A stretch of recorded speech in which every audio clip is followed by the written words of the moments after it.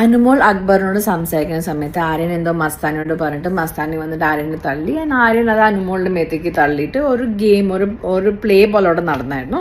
Anumol did get irritated with Mastani because I don't think she understood ആര്യനാണ് ആ plan സംഭവം പറഞ്ഞത്.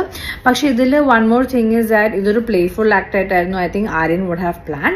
പക്ഷെ ഒരുപാട് പേര് ഇതിൽ ഫിസിക്കൽ അസോൾട്ട് എന്നൊക്കെ ഒരു വേർഡ് യൂസ് ചെയ്തു. ഫിസിക്കൽ അസോൾട്ട് എന്നൊരു വേർഡിന്റെ meaning is too deep and അത് എനിക്ക് പേഴ്സണലി അതൊരു ഫിസിക്കൽ അസോൾട്ട് ആയിട്ട് എനിക്ക് തോന്നിയിട്ടില്ലായിരുന്നു.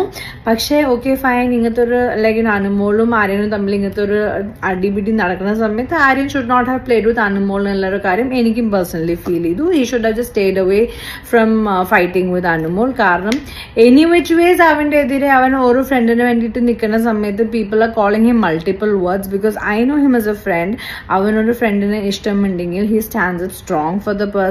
അത് ആൾക്കാർ ഇപ്പോൾ അവനെ നെഗറ്റീവ് പറയുന്നത് അവൻ പുറത്തു വരുമ്പോഴാണ് അറിയാൻ പറ്റുന്നുണ്ടാവുള്ളൂ. So yeah